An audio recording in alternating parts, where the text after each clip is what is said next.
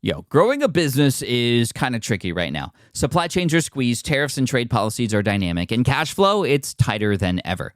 You need clarity to come out on top. Without it, you risk falling behind. If only you could hop in the DeLorean and see the future, right? Thankfully, there's NetSuite by Oracle. NetSuite has real-time forecasting to help you move ahead with confidence. This is your AI-powered business management suite and the #1 cloud ERP. Trusted by over 42,000 businesses, NetSuite brings accounting, financial management, inventory, and HR all under one roof. It's your single source of truth, giving you the data and control you need to move quickly. And with AI built in, you can automate the busy work and focus on strategy.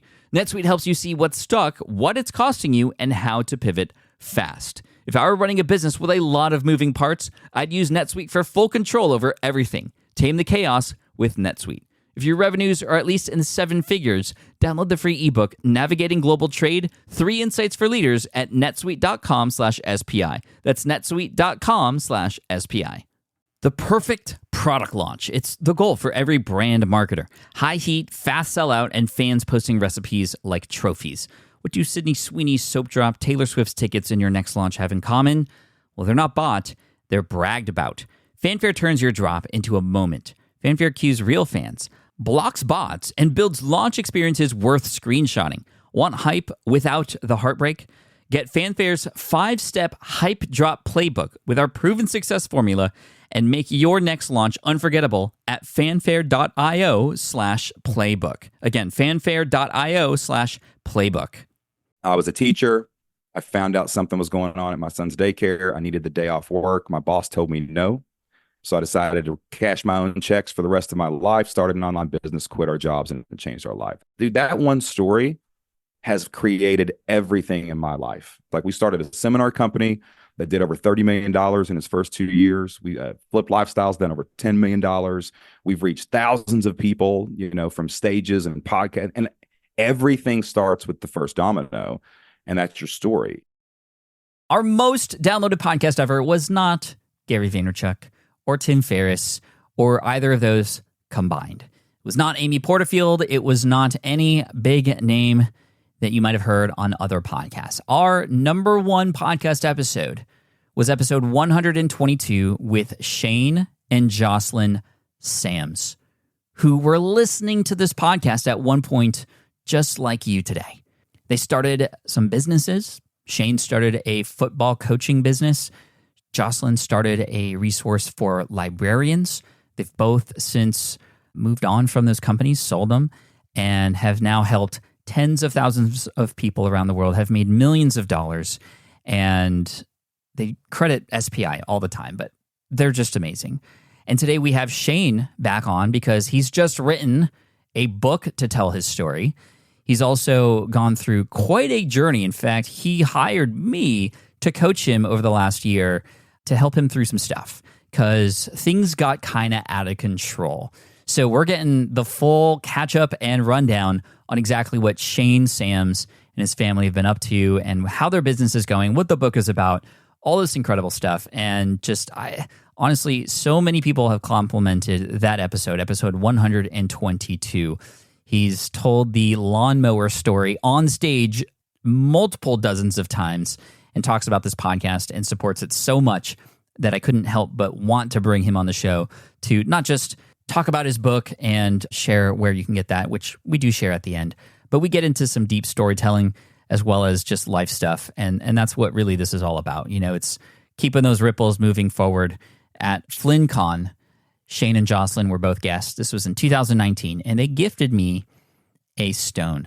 And on this stone was an inscription, and we do talk about that in this episode today as well, as far as what that means and what it represents. And man, he's cast his stone, and the ripples have kept going. And I hope that this inspires you. I hope that this, if you've listened to the podcast for quite a while, makes you smile, because it's always great to hear from Shane and what he and his family have been up to. And I'm just so proud of them, and I'm just so grateful for all the support that they've offered back to SPI. I love these success stories, and I'm excited to have you hear this too. And Shane's just also just an amazing storyteller and just so fun to listen to. I'm not going to make you wait any longer. Here we go. You're listening to the Smart Passive Income Podcast, a proud member of the Entrepreneur Podcast Network, a show that's all about working hard now so you can sit back and reap the benefits later. And now your host. The number one anxiety-inducing message he sees on his computer is managed storage. Pat Flynn. Shane, welcome back to the podcast for the 50th time. Not really, but Maybe. But I enjoy every time you're on here because we got stories to tell. You have so many things going on, and you have this book coming out now. I want to talk about the book writing process because I've had an insider view through Azul on what that's been like for you, and it wasn't always easy. I mean, in a nutshell, what was the book process like for you? I'll just go ahead and say it was the hardest thing I've ever done. I mean, it was like, of all the things, all the businesses, all the speaking, all the life, kids, whatever, for some reason, that book, man, was like that thing hiding in the closet of Harry Potter. You know what I'm saying? like what was that thing called? The Bogart or something, man? Yeah. It was just so hard, man. Like, I sat down and I was with Azul, which has helped you write books too. And he's the amazing book coach. Without him, I never could have done this book. Same. I sat down and started. I was like, yeah, Azul, I'm going to sit down for a week and I'm going to write 50,000 words and we're going to have a book done in a week. And it's going to be I'm going to do it on airplanes when I'm traveling to speaking gigs. That's what I'm going to do. I'm just going to write it then. And then I sat down and I did not write 50,000 words in a week. I'm not sure I wrote 5 words in a week because that thing was just staring there blinking back at me, the little cursor trying to take me out. Then I wrote the wrong book. I wrote like 20,000 words in, and I realized this is not even what this book should be. And we had to start the whole thing over. So that led to about an 18 to 20 month process to really get this book down. There's so much pressure on a book that I don't feel in anything else because it's a book.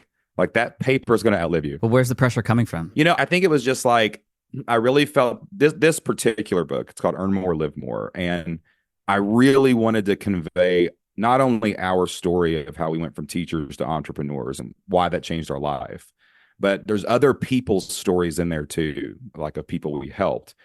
And I just felt the weight of the legacy of that story. And I was actually sitting in my room one day writing, and I realized I'm going to die and probably people will forget me, but somewhere down the line, my grandkid or my great grandchild will pick this book up, or someone else's great grandchild picks it up, and they get to read about them in this book. And it just hit me like a ton of bricks, dude. Weighed me down. Yeah, I mean, when I write or create anything, a course, I'm always future casting. I'm always thinking about who it is that I'm serving. This is a part of you in the lexicon of Flip Lifestyle, the ripples that you create. I remember vividly at FlynnCon, you came up on stage as guests, you and Jocelyn, and you gifted me a rock. And I don't know if people know the full story about the rock and what that means, but what does that symbolize to you and your brand? When we started our online business, we definitely realized it could change our family's future, and it did. But that was more of like the personal money stuff. But when we had the first couple people we helped quit their job, and we realized the impact of that and how far that could go, we started looking at how, like, every time there's a story about Mother Teresa where a reporter asked her, do you really think you can change the world? And she said, no, but I can pick my stone up and cast it out upon the waters and cause many ripples. And I saw us kind of throwing our stone with every customer. And when they would quit their job, I saw the ripple that hit their life. And then the really thing that drove it home before I started making that rock that literally says cast your stone engraved on top of it was I was doing my first big stage speaking event in Tampa, Florida around 2021. There was going to be 3,000 people there. And I'm pretty sure I'd never spoken to a crowd bigger than FlynnCon at that point, right? When you brought me up on stage. And I was flipping through my slides, and there's this slide of this guy named Kevin DePew. He teaches people how to play guitar on his YouTube channel. And I was just flipping through it, kind of practicing it. And the roadie or whoever was in charge of sound check tapped me on the shoulder, and he said, hey, I love that guy. And I thought he said, I love that slide. And I'm like, that's a middle-aged dude with a beard. Why do you like that slide? That's just a picture of a guy, right? And he goes, no, I love that guy. His name is Kevin DePew. I'm in his membership, and he taught me how to play guitar. And this is a random stranger. That's cool. Standing beside me. And I thought, a guy from San Diego throws his stone, Pat Flynn, hits a guy in Kentucky That guy picks up his stone, casts it out upon the waters. It goes to Cincinnati, hits a guy named Kevin Depew. That guy picks up his stone. That ripple goes all the way around the world, hits a guy in Tampa, Florida. And that guy was standing right next to me when I was nervous and needed a sign from the universe. I was in the right place. That ripple threw all the way back to me. And I was like, man, that's what we do in our businesses. That's what we do in our brands. That's what we do with every word, every story out of our mouth is we cast a stone and you just don't know who it's going to hit. And it may even come right back to you. So that's what that means. Yeah. I mean, I could go back in the past even further and share stories about the stones that were cast that hit ripples that I caught the waves on. Yeah. It's never ending, bro. It's just it's eternal. It's never ending. It's never ending. And for anybody out there listening, it's like, do you want to be the person who continues that ripple and continues that impact on others? Or are you going to be that wall that just stands still that makes those ripples stop? And that's really what the book was going to be. Look how smart Shane is. Look how much money Shane knows how to make. Look at all the fancy tactics and strategies that I learned along the way. And then I realized that the book was really about just giving people the courage to pick up their stone. Like we all have God-given gifts and ideas that we can use to change our family's future, help people around us. And the book really coalesced in that. And it is based on money because I kind of view money as like the only manifestation we have of energy. Like when I work and create, I create money. And when I hand it to Pat Flynn, I pass some of my energy to him. And then he goes and passes it on to somebody else. And we're constantly moving this energy around through this thing we have, this tool called money. If you have money and you have income, you have freedom. Like income equals freedom in our world. So it's not an earn more like a selfish thing.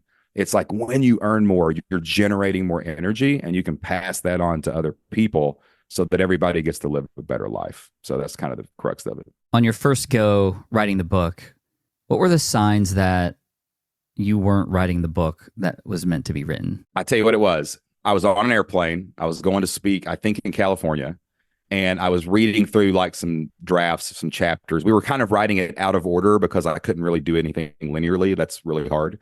And I was reading a chapter and I started counting the I's, like I, the letter I.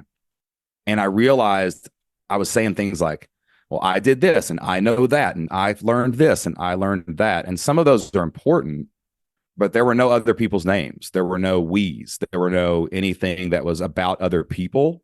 I hadn't even written any testimonials or any stories or case studies into the book yet. And I just realized like this book is not about me. I'm telling my story only to inspire people that normal dudes from Kentucky can go out and do something cool. And what was funny was I had all these chapters written that were all about me and Jocelyn. And the book actually became more of, here's a little snippet of us. And then I turned attention to somebody else. And then I turned attention to what they did and we did together. Right. And once I took the I out of it, once I took the focus off of me, it became about something much bigger than myself. I also went to this mastermind and I learned this amazing analogy. You know, like we are really a lighthouse. Right? That's what we are. So if you have an idea, if you're trying to express something out in the world, you're like a lighthouse and people are coming in through choppy waters, man, through the stormy weather. And they see that lighthouse, right? And sometimes the storm's a little bigger and you got to turn your light up a little brighter so they know where to come. They know how to get to shore safely. But the problem was I was turning that lighthouse up so bright I couldn't even see the other ships. I couldn't even see anything else. I was about to burn the lighthouse down because I was turning my light way too bright. So once I dimmed that and I became the spotlight, like, hey, you ship, come to this place. You ship, come to this place. This is the way other people have went before to avoid the rocks. It just became such an easier process to write.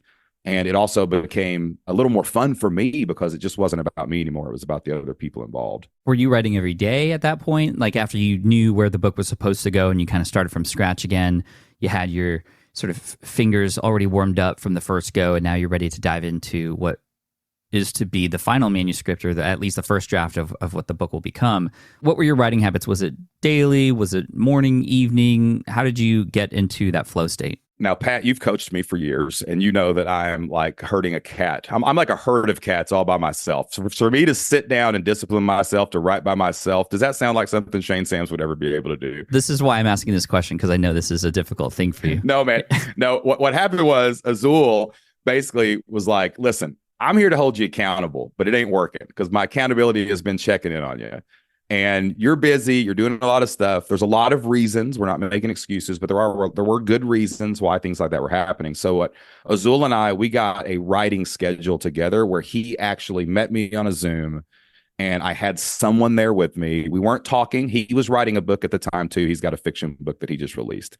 So he was like, why don't we just become writing partners? And that's when everything changed. So we started writing together like 1 or 2 days a week. I would go on the road and that gave me momentum. I would usually leave that session with enough momentum where when I would fly out on Friday to go speak, I could get some more done on the plane or at least go back over what me and Azul had done the week before. And that was the game changer. That's when we actually got the first manuscript finished. We got it turned over to the editing team and the book actually started becoming real.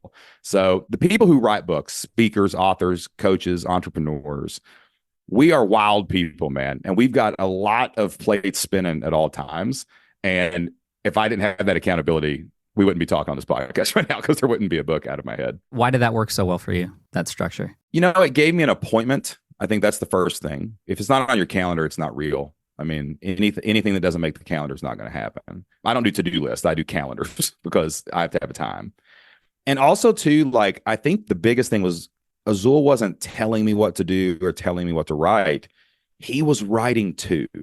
And, you know, it's just like when I found your podcast, man. When I was riding on that lawnmower and I was listening to you, it wasn't that you had done it. Like you were still doing it. I mean, this was a long time ago. And I'm like, that dude is sitting at a table, figuring out what his next podcast is going to be, figuring out what his next product is going to be. And he's doing it. And like knowing someone else is doing the same thing you're doing just gives you a lot more like energy and momentum and inspiration. Right. And we would stop and check in about every 15 minutes and say, how many words did you write? So it kind of became a little competitive, right? I'm a competitive guy. And then at the end of it, we would kind of, you know, just debrief, almost share a win from the writing session. Like, man, I really got to tell Kareem's story well today.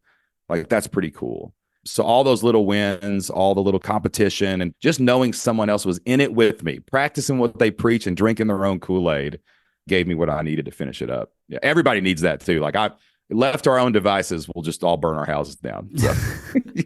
Azul is great. And when you mentioned that he just didn't tell you what to do, that was what I hated about working with him at first, because I just wanted him to tell me what to do. Exactly. But that's not what a good coach does. And, you know, you and I have worked together. You've coached people.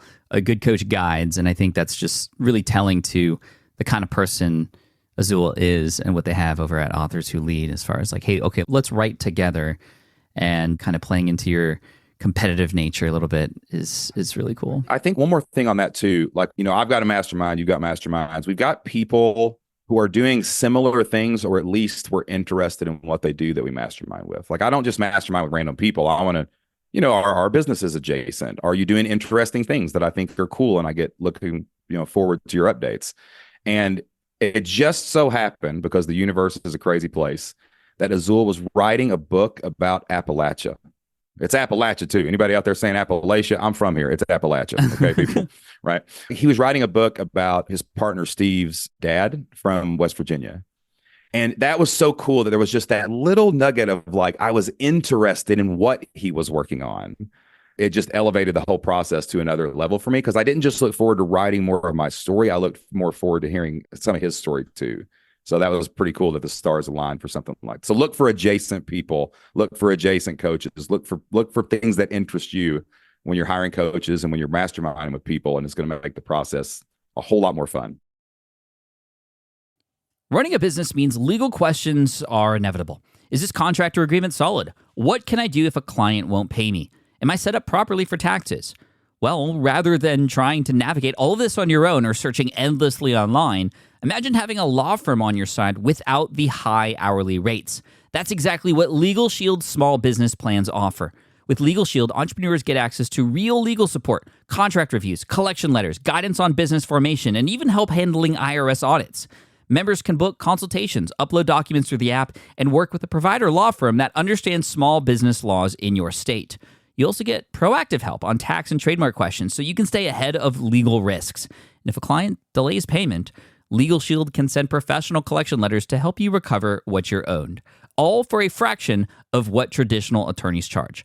Go to LegalShield.com/SPI or call 833-570-9980 to learn more and get big business legal support without a big business budget. That's LegalShield.com/SPI. Hiring shouldn't be a hassle or a drain on your budget. Upwork is your one-stop shop to find, hire, and pay top freelance talent, saving you time and keeping costs in check all in one place. Companies at every stage turn to Upwork to get things done and find more flexibility in the way that they staff key projects and initiatives by assessing a global marketplace filled with top talent in IT, web development, AI, design, administration support, marketing, and more. And I've personally used them myself and can vouch for them. Posting a job on Upwork is easy. With no cost to join, you can register, browse freelancer profiles, get help drafting a job post, or even book a consultation. From there, you connect with freelancers that get you and can easily hire them to take your business to the next level. Upwork makes the entire process easier, simpler, and more affordable with industry-low fees. Post a job today and hire tomorrow with Upwork. Visit Upwork.com right now and post your job for free. That is Upwork.com to post your job for free and connect with top talent ready to help your business grow. That's UPWORK.com, Upwork.com. Go there now. Now, ever since you and I met and have had our first conversations together, I've always noticed that you've always been a very prolific storyteller. And the lawnmower story in episode 122, which has then been retold several times on stages that you've been on in front of tens of thousands of people, to stories that I know you've told about others in your book and also on YouTube. You seem to really care about not just the subject matter, but how that unfolds and how it progresses, and then how you can make an impact in the punchline process of that storytelling. How do you structure a story, and why is it so important to you? So I learned two things, and then I'll get to the structure. The first thing I learned from you, really, I think I was very fortunate to catch you when I could still email you. You know what I'm saying? So we got to know each other before SPI went absolutely bonkers, right? Yeah. And even coming out to see you in San Diego, meeting Ducker, just different people that I got to interact with early on. And one of the things I learned was how important email marketing and podcasting was. I mean, just being able to get on and articulate a story. And also in email, man, copywriting is storytelling. Like, I treat every email I send as I do on a stage presentation, because the story is what drives the emotion. It's what drives the desire. It's what drives the connection and the rapport and the relationship and all that stuff. So I think early on, I had to get really good at storytelling, because my businesses have always been built with a podcast first and email second. Okay. So that gave me reps. I've recorded over 1,000 of my own podcasts. I've done over 200 interviews. And from 2015 until 2020, I wrote an email to my list 5 days a week. So reps, when you're a storyteller, are the most important thing. And then taking that feedback, watching the crowd, so to speak, that's going to tell you almost more than anything you ever need to do. And some people who are trying to get into storytelling or speaking, they're just not getting the reps. Start a podcast, email your list every day. I promise you'll get good at telling stories. Now, the second thing that I learned early on was actually something that Russell Brunson said. I went out to a mastermind in 2000, I think it was 15, maybe 16. I don't know. Sometime back then. And he did a mastermind, and he said something that will never leave me, is tell the right story. Tell one story if you can, and then tell it to everybody that listens. You'll never run out of people. There's 8 billion people on the planet, right? So it's that one, putting mud on the wall, getting all the reps of all your little side quest adventures, micro stories, and just reps every day of being a storyteller. And then the second thing is, you have one core story that is the most important story you will tell. Like when you go speak, Pat, you got a couple talks you give. You just give them to different stages, right? Like that's what we do. So when you take that one story, that's a never-ending story. Y'all remember that movie from the 80s? Falcor, you know what I'm saying? Yeah. I'm still scarred when Atreyu, the horse, was drowning in the mud. That killed me. Dude, don't even. I got to take my kids to see that in the movie theater. They had it locally. Really? So my kids have had the never-ending story experience in the theater. Okay, side quest. All right. But when you come back to the one story, like my story is never ending. Like even to this day, about once a month, I take 2 days with our core story which is the story of I was a teacher. I found out something was going on at my son's daycare. I needed the day off work. My boss told me no. So I decided to cash my own checks for the rest of my life, started an online business, quit our jobs, and changed our life. That's the nutshell version of the story, right? When I first made that for speaking on big stages, I spent like 2 or 3 hours on every single minute of that story because I wanted to make sure that I didn't waste any words when I was up on that stage to tell it to people. And once a month now, even still, I go back through the story. I just plan a couple of days where I'm going to go back through it. Did I catch a new joke that I improv'd? Did I see a reaction? Did I see a gasp from someone in the front row? And I'm just constantly refining that one story because, dude, that one story has created everything in my life. Like, we've done some huge things. Like, we started a seminar company that did over $30 million in its first 2 years. We Flipped Lifestyles, done over $10 million. We've reached thousands of people, from stages and podcasts. And everything starts with the first domino. And that's your story. If you understand your story, you understand your offer. You understand how you serve people. You understand who the avatar is you're looking to tell it to, because everybody don't care about your story, y'all. Somebody's not going to like it, right? So that's the first thing I tell all storytellers. Do the work. Get the reps. 10,000 hours. You've got to get that in first. And then probably about 5 or 6 years in, really when I went on stages in 2021, and I was talking to a lot of people at once. So I was like, I've got to hone my craft. Like, I've got to go out and study this. So I started reading. I'd say 80% of what I read now is like storytelling books, like Joseph Campbell, The Science of Storytelling. I think David Core wrote that. I'm reading another one right now called The Power of Storytelling. I just started that last week. And I'm always looking for frameworks, new things to build a story out. So through that whole process, and I want to stress to everybody too, I always think of a story as a sales presentation. If I'm giving it on stage, I call it story pitch. You're always pitching an idea at least, and probably something for sale in the best possible situation. So I can give you the outline. You want the outline? Yeah, dude, give it to us if that's okay. So when I sit down to create a presentation, a book, a podcast, an email, I've got a very simple framework. The first thing I do, I call it prologue. Every story is going to need a little bit of background information, right? Just to catch them up to where they are in the story. It's not your life story. I don't care what you ate for lunch in 4th grade. What's the story you have to tell now, right? That's the prologue. So in my story, I was a school teacher in Southeast Kentucky. That's it. You know what I'm saying? You just need to know that I was a teacher. My wife was a teacher, right? So I'm just giving you the main characters, the main things. Let's get you started. Just like a book, all those characters were alive before the book started. They'll be there after it ends. But where does this story actually need to start? The next step is called Once Upon a Time. Every story needs a long, long ago, right? It needs something to, kind of transport the people to where they're actually at. What's the setting of the first scene? So my Once Upon a Time for my story is one day I was dropping my son off at daycare and he was fighting me tooth and nail to get out of the car seat. Right now, I'm in a parking lot. I'm going to work. I'm ready to rock. As I studied all of these different frameworks from the hero's journey all the way to anything you do for marketing or sales, I noticed that every single story, movie, TV show, book, a problem always appears. A problem has to show up because if there's no problem, you're just going to do your commute and go home from work. Okay. So my problem that appeared is my son told me that a daycare worker scared him. Bam. That led to me going to my boss's office to get out of work. And guess what? She told me, I know your son needs you, but your job needs you too. And you're going to have to handle your personal problem after work. So now I've got this problem that I have to solve in my life. But this is the next part. I've kind of discovered this little place that I think most people miss. Most people jump straight into how they're going to be the hero and they're going to do something different. But the greatest stories, especially persuasive stories, demonstrate decision making. You have to really highlight the place like I made a decision that I was going to change something. And people just jump straight into the action. They go straight into how they figured everything out. Even going into failures, that's a good thing too. I'll talk about that in a second. But like there was a moment in my story where I was in my car and I looked in the rearview mirror. Like this is a true thing. And I just remember looking myself in the eye, almost like your dad would look at you. And I was so angry that I had accepted this as my life, that I had accepted someone else paying my checks, that they could tell me where to be and when I could be there for my child. And I made a decision that come hell or high water, I would find a way to create my own income.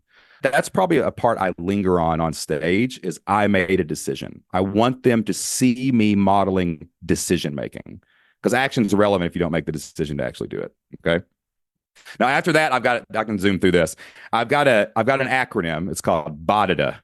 As I was planning out how to teach this, I wanted to be able to get on stage when I'm teaching storytelling and say yada, yada, yada, but I didn't want to say yada. So I came up with BODIDA, BODIDA, BODIDA, BODIDA. It's close enough. Okay. Bear with me here. Okay. All right. Because of that, I took action. Because of that last decision, I took action. Something happens, you decide. This is real life entrepreneurship stuff too. And then you take action. The first BODIDA, I always put my failures in a story. Like I want to show myself screwing up because nobody succeeds. And if the hero is always winning, it's a boring story, right? So the first BODIDA is failure. BODIDA 2, because of that failure, I usually have to go get help. And this is BODIDA 2 is where I let my mentor come in. Don't position yourself totally as the only person that figured it all out because that's going to, BS meter is going to go all over the place in a story if you're just special. And if you're trying to convey an idea and they think you're just special and you're unique and you came up with this on your own, they're not going to believe you anyway when you try to sell the idea or the offer. So the mentor in my story, which is why I take you everywhere on the road, I talk about Pat Flynn pretty much every single week, is the lawnmower story. When I discovered you and I started following you and I started reaching out to you and I started going to your live events and I started getting coaching from you, that gave me the unknown information I could have discovered on my own, but it would have taken me a decade to do it, right?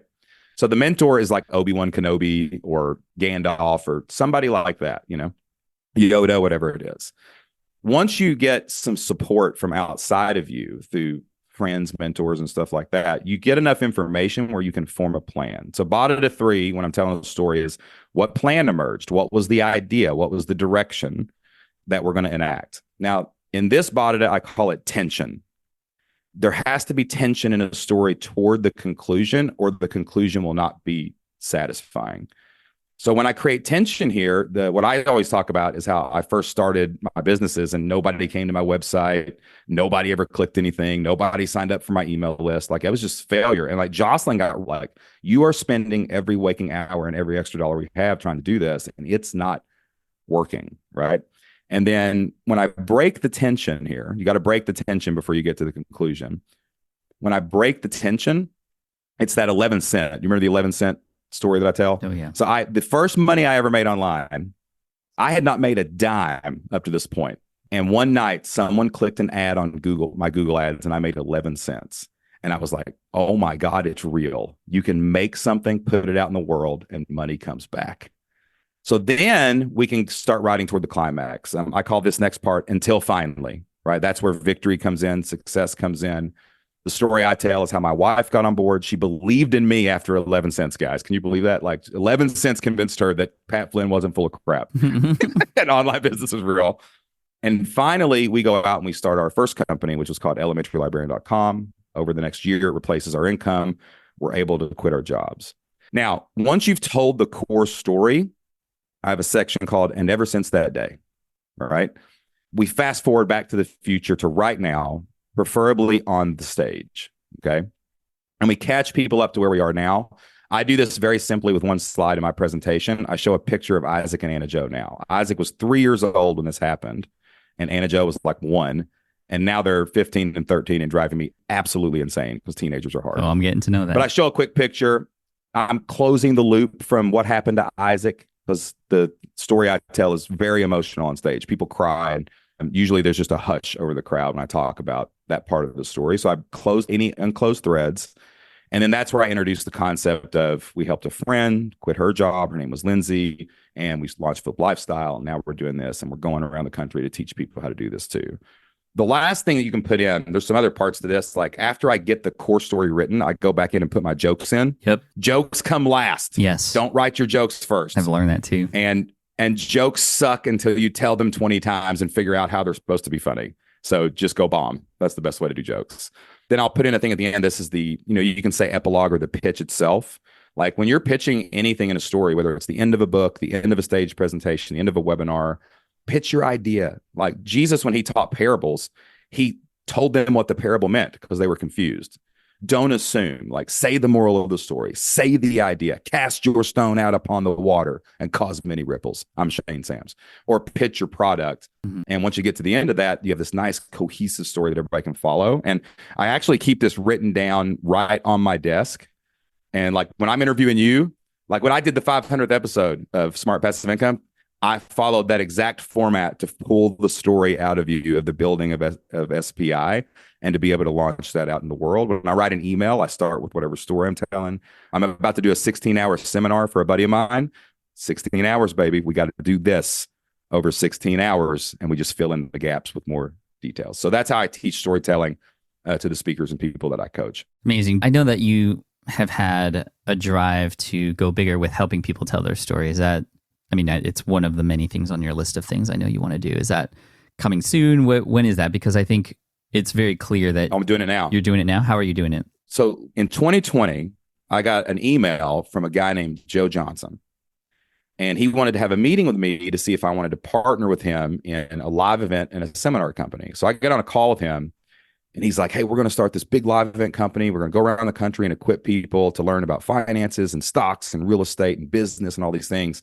And we're going to create this massive live event company. And I want you to be a part of this.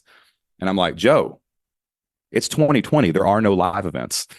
And he said, that's right. But I'm going to hire all the best people because they're home not working. And we're going to have the best team in the industry when we're allowed to go back on stage. I thought, well, that sounds cool. I'm in. So I jump in and I told my story at the first partner meeting. There was 4 of us with all of our companies there. And the whole place just lost their minds. I mean, they'd never heard anything like it. They jumped up and he walked up to me and said, you have got to be on the main stage. Now, I got nervous at this point because I wasn't a speaker back then, right? I spoke a little. So I went up and I did my thing and I told my story on stage.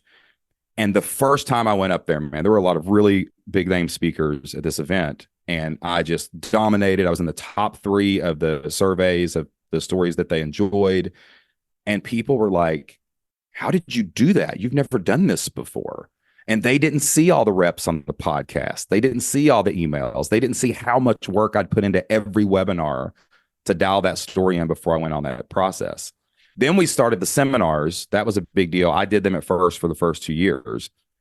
And then I taught my people how to do it just like me with this exact same framework. And I was training up people who were getting big results right under me. And you know how it is, man. You help one, you can help 101, 1,001. I started getting inundated by, please help me make this presentation. Please help me do this. And I realized that this framework could work for just about anybody if they could just plug their story into it. So last year we started this program called Story Pitch, where every story leads to a pitch. It's keynote speaker, sales speaker, whatever it is. And I started coaching people through this. People started like getting these huge results. This one guy named Stephen Faust, he was a student of mine at Flip Lifestyle, quit his corporate job in a C-suite to run his website, helping like military people. I can't remember exactly what he does, but he helps military veterans do stuff. And he, on his first time he ever did a seminar using this framework, he sold $300,000 in a weekend from stage. Jeez. And That's I was like, amazing. We're onto something here. And then we just started helping some of our best students on their webinars. We started helping other people.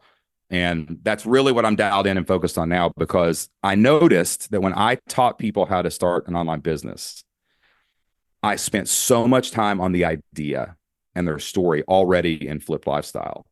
And I was like, man, when they get that, they know exactly what they're selling, doing, clarity, how much team they need.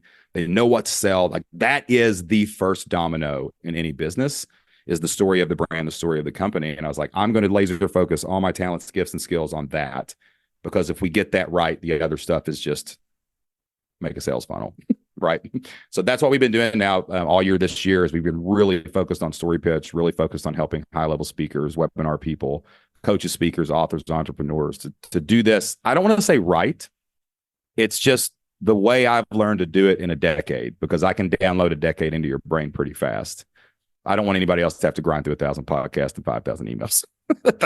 They can practice it on the backside. Yeah, man, you and I've gotten a lot of reps on the show. I think that is a true byproduct of this medium, is the ability to have conversation, to interview, and to tell a story better. And it just leads into everything. Everyone should have a podcast, even if no one listens. 100%. They really should. Yeah. It builds more skills than anything else that I've ever done as an entrepreneur. It's so true. So with all of this going on, why even write a book? What is the purpose? What's the goal behind it? We've made it to a place now where, like, when 2021, when I moved more towards speaking, I really felt a little bit of a shift happening. I felt like what we've built at Flip Lifestyle is what it is. Not because it's not got to be updated or we don't learn new tactics. There's AI and all this stuff, right, that happens. But the fundamentals of building a business online are pretty straightforward. And I needed a way to spread my message even farther. I can go on stages. I can talk to 10,000 people. That's great. Those 10,000 people heard my message. But what about people who never come to the stage? What about people who find my podcast, but they find a bunch of other episodes and they haven't actually heard my story? So I wanted a way to sum up the first 10 years of our entrepreneurial journey in one place that I could hand to somebody and they could get caught up to where they needed to be to find their idea to go out and build something for their family. And when we were looking at ways to do that, like I saw you write all your books, and I just do what everybody else does. I look at my mentors, I look at the people I look up to and hang out with, and everybody who was killing it in that way was writing a book. And I said, now's the time. I put this off long enough. We have this amazing story right up to 2021 of 2 school teachers from Kentucky that figured this out.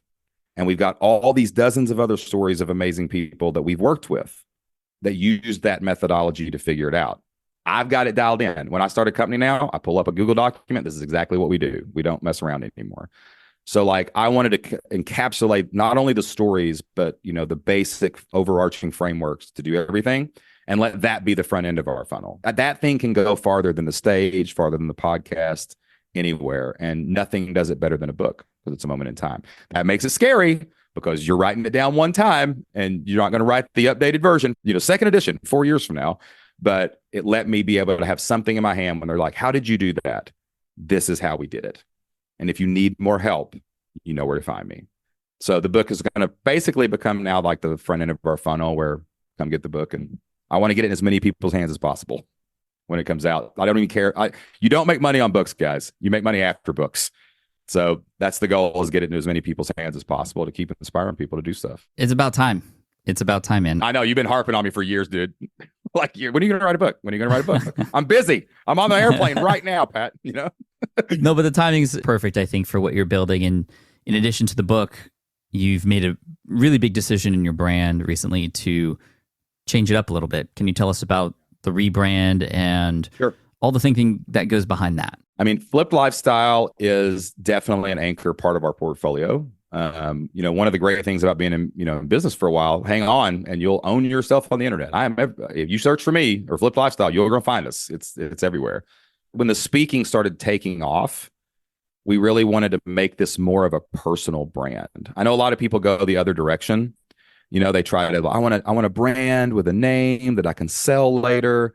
I don't ever want to sell nothing. My kids can figure it out on the backside. I'll leave them as much money as I can. I don't care if whatever happens after me, that's on them, right? I want to serve as many people as possible while I'm on this earth. And I'm 46 and on the back 9. We got stuff to do, people. Yeah, man. So Jocelyn and I basically were like, well, we are most known as Shane and Jocelyn, a team. I'm most known now for speaking and being on stage and being in that world. We're known for our podcasting. So we're actually going in the opposite direction a lot of people go. We're going back toward just more of our personal brand. Like, we really want to lean into rapport and relationship with actual humans. What does that mean? It means we're going to be spending more time with the Shane Sams Show, my other podcast, than we are on the Flip Lifestyle podcast. We're going to really focus on, getting Flip Lifestyle's message in front of people and then opening doors for people to go out and tell their story, speak, and do things like that. And by making it more personal, it's the weirdest thing, man. It's become so much more energizing. We just started doing this in the last 6 months, right? And it's let us say things we couldn't say before. Like, of course, there's a brand, Flip Lifestyle, and things like that. But now I can literally just say, I'm Shane Sams. I will teach you how to earn more and live more. I'm Shane Sams. I will teach you how to tell your story. We'll turn your life story into Lord of the Rings. And you can go out and say these things that you want to say out in the world. And it's just simplified the whole process. The business got a little complicated there for a while because it grew so fast. Dude, we went from 3 to 30 employees in 2 years. That's bonkers, right? Insane. Are you still at 30? No, we've downsized back down now. I still have my sales teams. We're actually about to start launching seminars again, so I'm going to spool up about 10 of those people. but it's just our core team now, like project manager, the people who make slides for us, the people who do our website, just the core people now. Okay. You watched me go insane in 2023 when you were on every call with me. I was watching like a Netflix series every time we got on a call together. It really was. Hey, catch me up. Well, since last episode, this is happening. Yeah. So I think just going back to that personal brand has really made it more peaceful for me. I get to be totally myself. SPI. Once a brand takes off, it's kind of its thing. It's its own entity, and you get sucked into the wake of that entity. So all that can now live in a better place where it's just like, oh, you wanted to start an online business. You want to launch a membership. You want to build a community. Great. Earn more, live more. That's awesome. Oh, you want to tell a story better. You want to do webinars better. You want to speak. Shane Sams will teach you how to do that. Oh, you want to have a better life for your kids and a family and have work-life balance. Shane and Jocelyn. We're going to talk about that together. So it's just made it more personal. It's made it easier. It's made it more energized. Dude, I had a meeting this morning with my team on a project. I literally at the end of it said, that was fun. And sometimes business is not fun, but we want business to be fun. I actually, when I said it's going to be Shane Sams and Shane and Jocelyn from now on, I promised myself this too. I will only talk to people I love every day. That means team. That means customers. That means friends, mentors, whatever. So we're not going to chase all the big guests and all the things like that anymore. I want to be talking to Pat Flynn. I want to be talking to my buddy Joe or my buddy Grant. And so that's how we're kind of building it, just of a more personal brand. I think it's going to be a lot more fun. Dude, it's so inspiring to remember where we started this journey together, you and I, and to see where you've ended up and where things are going with you and Jocelyn and the personal brand now. It's incredible. It's absolutely incredible. I want to congratulate you here on everything you've done and everything. You're a big part of it, dude. I could not have done this without Pat Flynn. I appreciate that. You always give me credit, but I know that you and Jocelyn are the ones who took action. I'm just the guy, just like how you are the guy for so many others out there now. And again, we're just kind of continuing those ripples that have come across our wake. I'd love to have you share where people can get access to the book. The best place to go is shanesams.com, ShaneSams.com. You can find my podcast there. You can find the book there. I think when this comes out, it's going to be out, but it might be a waiting list. But whatever it is, we're going to figure out a way to put it in your hands, whether it's free, just pay some shipping, or a Kindle link. I don't know what it is, but we're going to get the book in your hands. If you're out there and if you're a speaker, author, coach, or an entrepreneur, and you're telling your story, whether it's podcast interviews, stages, webinars, whatever it is, to sell your ideas or your stuff, check out Story Pitch. I'm devoting a lot of time to that right now because I think it's going to make a huge impact for a lot of people. So shanesams.com, brother. That's all you got to do. And also, too, hit me up on LinkedIn. Hit me up on Instagram and Twitter. I answer my own messages. I will write you back. Go ahead. At Shane Sams on most of those places? All of them. Sometimes it's Shane_Sams because I had all the Shane Samses, but then I lost the email to log into them. And we can't figure it out. Oh, no. So we went with Shane_Sams in some locations. You will find it. But if you type in Shane Sams into Google, I promise I'll pop up. That's the best way to do it. Or we'll have it on the show notes page, of course. But Shane, thank you so much for this. Say hello to Jocelyn for all of us. And until the next one, we'll have you on again at some point in the future. I'm sure of it. I love you, Pat Flynn. I love you, dude. Thank you, man. Awesome episode. Thank you so much for listening in. You can get the resources and links and everything mentioned at smartpassiveincome.com/session815. Again, smartpassiveincome.com/session815. And of course, please visit shanesams.com and get word of where the book is at and all the things that are going on over there. And I'm just so stoked for everything that Shane and Jocelyn are going to continue to do to keep those ripples going. And I've met people who have started businesses as a result of them as well, and it's life-changing. It's life-changing, and that's all we're trying to do here at SPI, and everybody in the community is just so generous. And Shane, thank you so much for your time today, and all my best to Jocelyn and your entire family. Thank you. I appreciate you, and I appreciate you for listening all the way through as well. Please hit that subscribe button if you haven't already. We got a lot of great episodes coming your way as we head into the final bit of the year here, and I'm excited to share a lot more advice and very, very specific and tactical things to help you grow your business. We're at an interesting time in the world and in the internet right now. We need to hear these stories. We need to learn from each other, and that's why we're here. Thank you so much. Cheers, and I'll catch you in the next one. Thank you so much for listening to the Smart Passive Income podcast at smartpassiveincome.com. I'm your host, Pat Flynn. Sound editing by Duncan Brown, and our executive producer is Matt Gartland. The Smart Passive Income podcast is a production of SPI Media and a proud member of the Entrepreneur Podcast Network. Catch you next week. Look, I get it. You want to grow your business, but trying to sell to hundreds or even thousands of people gets very exhausting very fast. But what if you could sell at scale with a simple, powerful quiz? Score App helps you sell to more people without adding more to your plate. You build a quiz or assessment that your audience actually wants to take. Then they answer a few quick questions and get a personalized result right away. It shows them where they're at and what they need to do next and how you can help. And you build huge amounts of trust before you make even a single offer. No hard sell, no chasing leads, just value at scale. Get 50% off the first 3 months using the discount code SPI. All you have to do is just head to scoreapp.com/SPI. Again, that's scoreapp.com/SPI. Hey there, quick pause here because I have to tell you about a tool that completely transforms the podcasting workflow, Riverside. I get it. I used to juggle multiple platforms just to record one podcast episode. It was exhausting.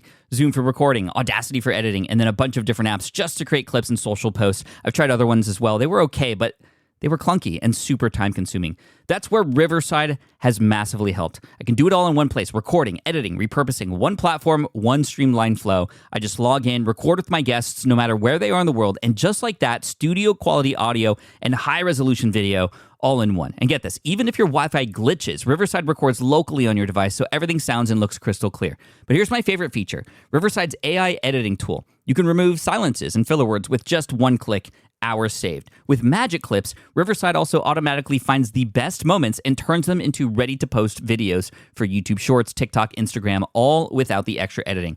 So if you're looking to level up your production quality and simplify your workflow, go to smartpassiveincome.com/Riverside and use code SMART to get 1 month free on the Pro plan. That's smartpassiveincome.com/Riverside, promo code SMART. It's built by creators for creators, and I think you're going to love it.